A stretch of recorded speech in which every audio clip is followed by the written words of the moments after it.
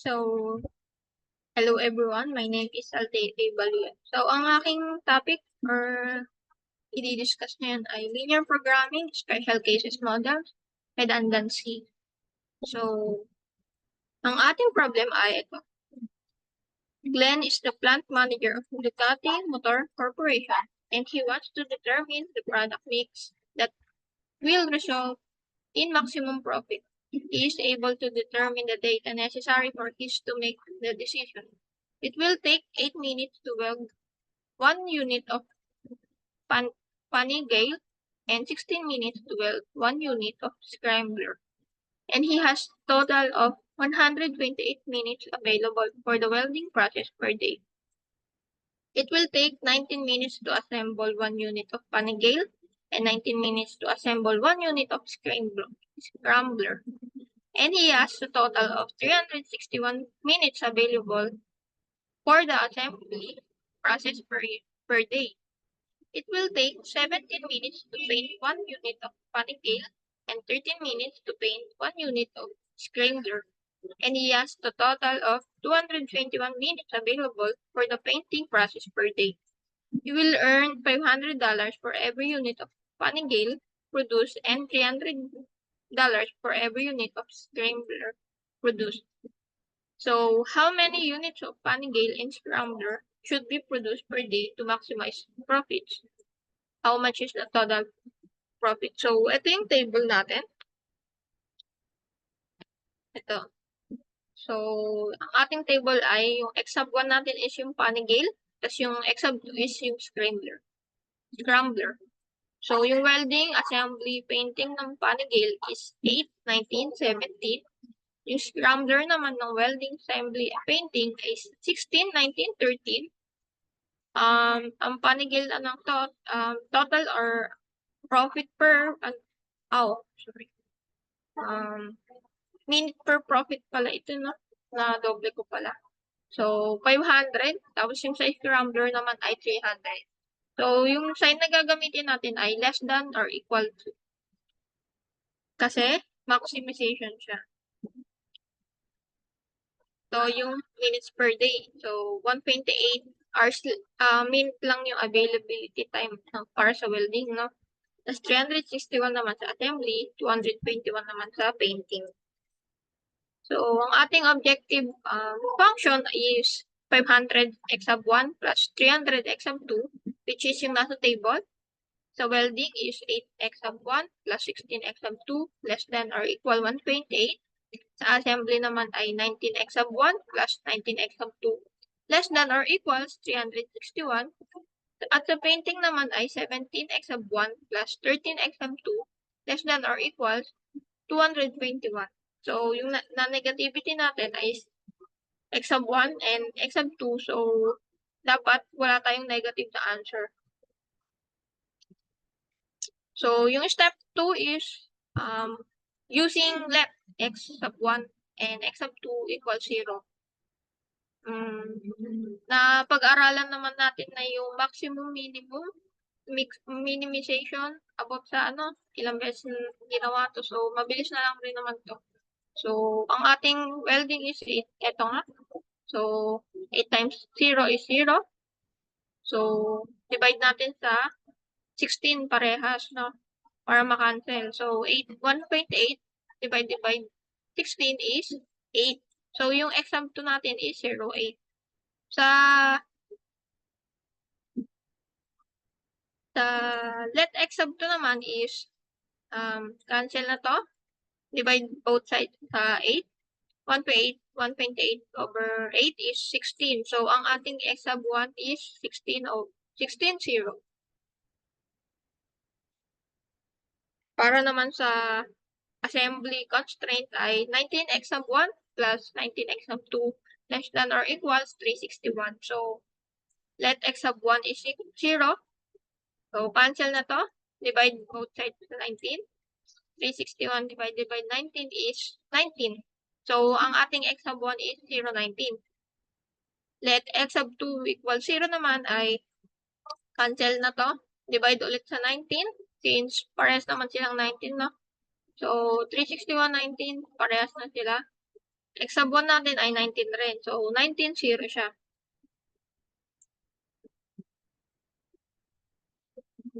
So, ang ating painting constraint naman ay 17 x sub 1 plus 13 x sub 2 less than or equal to 121. So, let x sub 1 equal 0. Cancel. Divide both sides sa 13. 221 divide 13 is 17. 17. 0, 17 ang ating x sub 2. So, let x sub 2 equal 0 naman ay cancel na to. Divide both sides sa 17.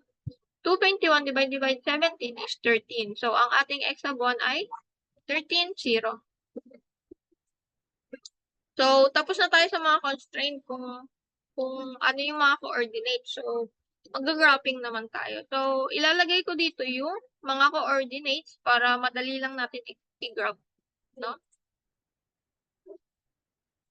So, ang ating welding ay 08, 16, 0. Ang ating assembly naman ay 019, 19, 0. Ayan. Sa painting naman ay, para sa painting is 017 at 13, 0. So, adjust lang natin to.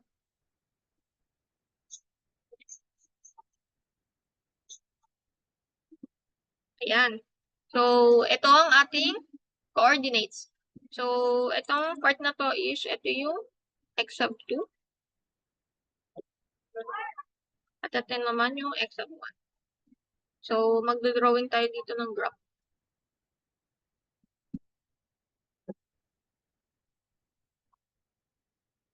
Dito is,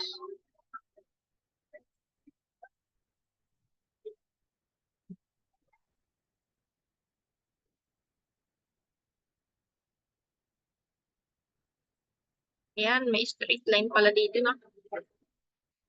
Hindi ka makita.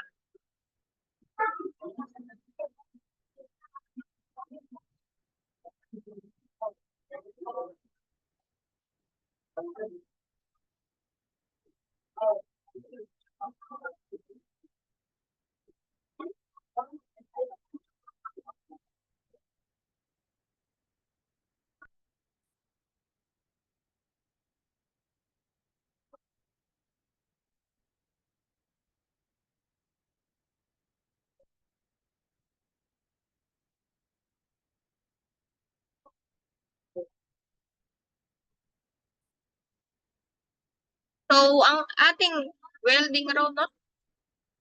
Ito is 2, 4, 6, 8, 10,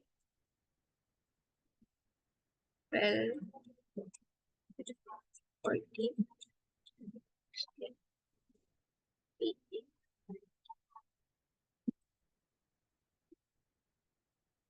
Maganda yung andito. Hanggang 19 lang siguro tayo, no? Ito is 2, 4, 6,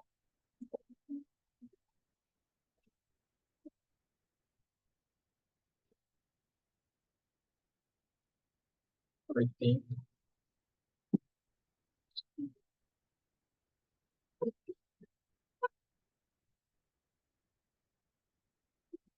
Ayan.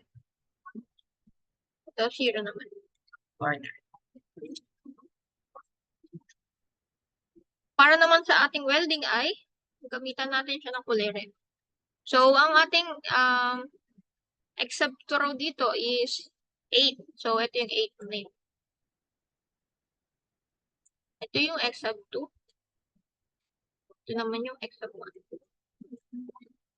Ayan. Sa x sub 1 naman is 16 raw. Ito yung 16 natin. So, pag-connect natin, no?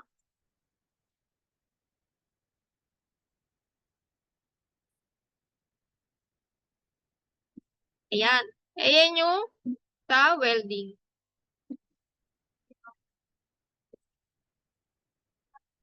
W.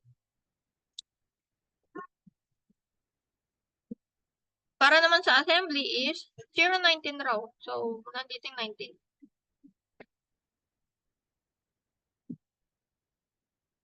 At ito naman yung 19.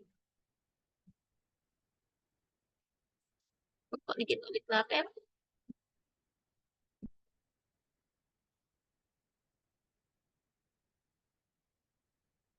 Sa painting naman raw ay 017.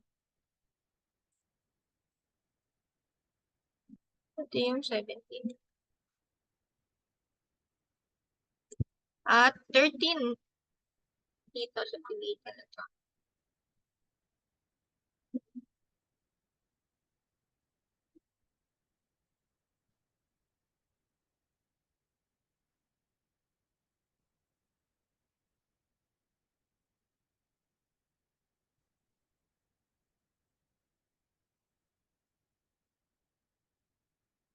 Ayan, makikita natin na yung isang constraint natin ay hindi nag-overlap or dumikit sa ibang constraint, no? So, ngayon, isusolve natin yung, or hanapin natin muna pala yung corner point ng ating graph. So, ito yung ating corner point, no? Itong dito.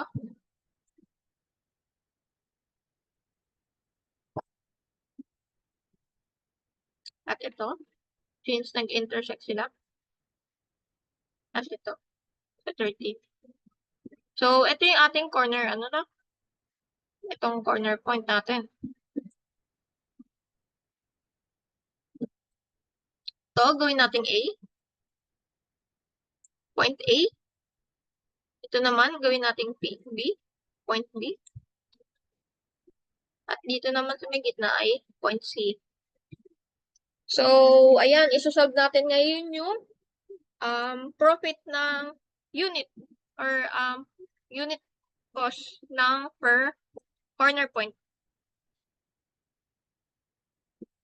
Unahin natin yung madali, which is yung may 0 raw, no?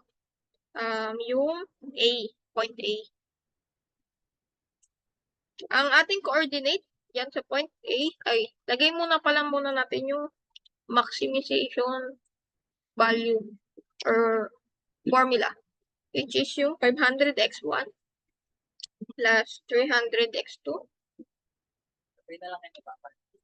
Tapos ang ating point A.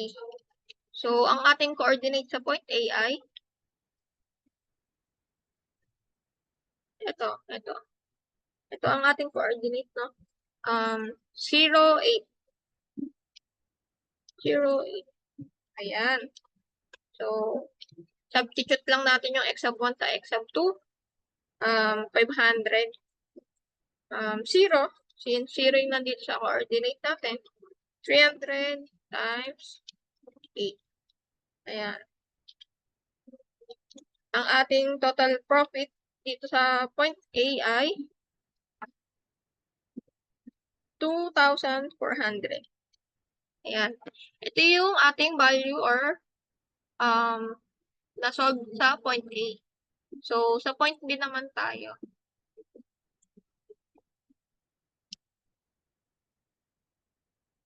Ang ating coordinate sa point B ay 13, tapos 0.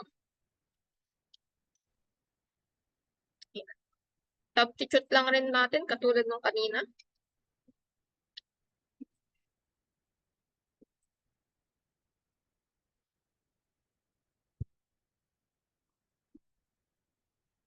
Times 0.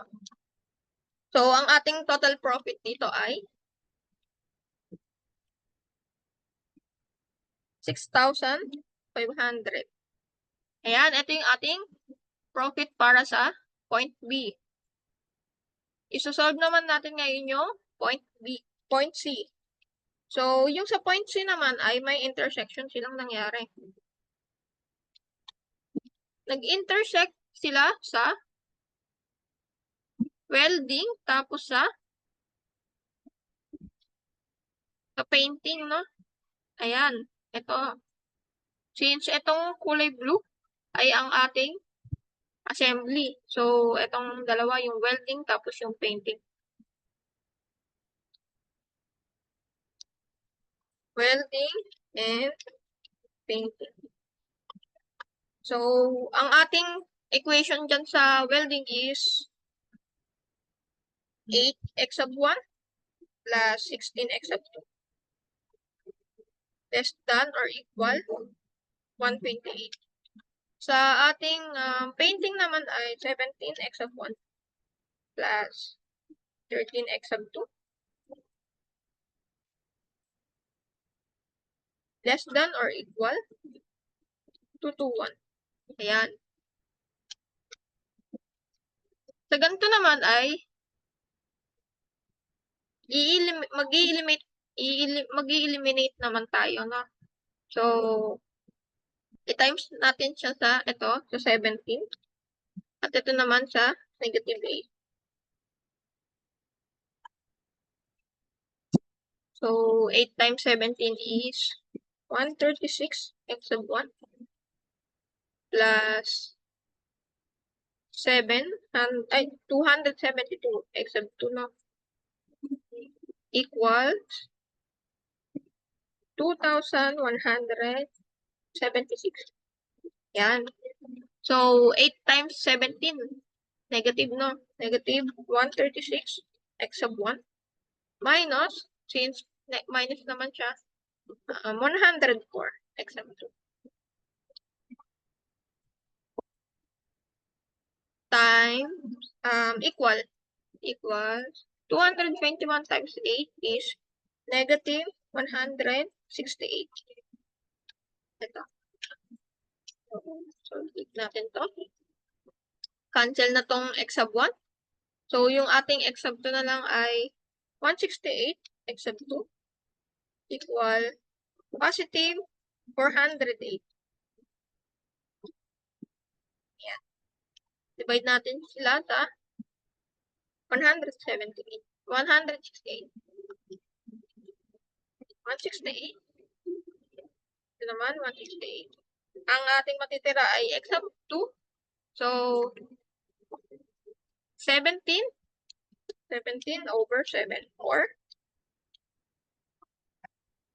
243. Ayan. Ito ang ating x sub 2, no? Para sa point C.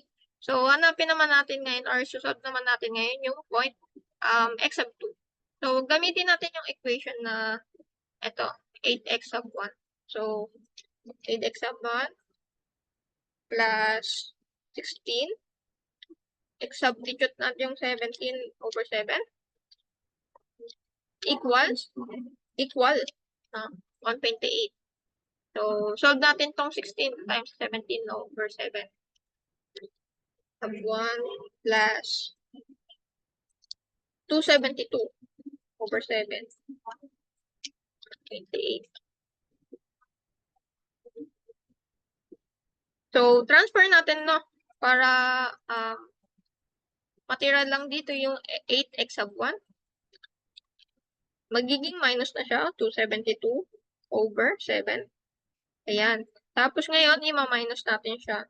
8x sub 1. Mine equal 624 over 7. So, divide natin siya both sides sa 8.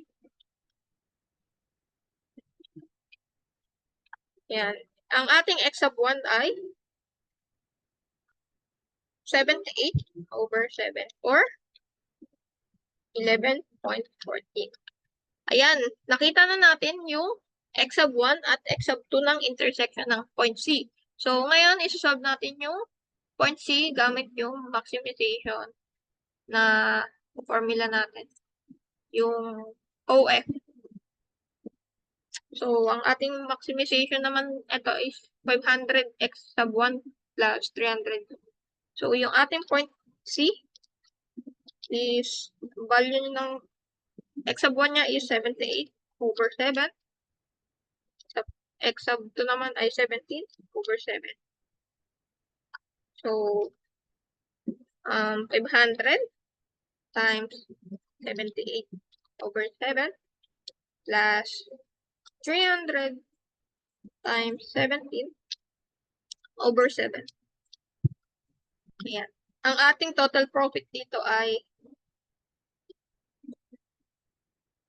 6,300. Ayan. Ito yung total profit ng point C. So, kung mapapansin natin, itong assembly, no? Nakahiwalay siya or para siyang malayo sa dalawang no? So, ano yung pinakamataas na na highest profit or highest point, no? So, mapapansin natin dito yung point A, 2,400 lang siya. Yung point B naman, 6,500. Tapos yung point C, 6,300 lang siya. So, yung pinakamataas dito is yung point B. So, ang ating final answer is yung point B, no? Tapos, hindi naman, kung mapapansin rin dito na hindi nakahiwalay nga yung so hindi siya madadamay or kahit na may malayo siyang constant or constraint, no? Hindi siya madadamay sa or hindi rin siya magagalaw since may sarili siyang mundo. Ang tawag kasi dito sa ating ginagawa is special cases siya. Special case siya. Which is redundancy. Yan. Paulit-ulit lang yung constraint, no? So, ayun lang. Thank you.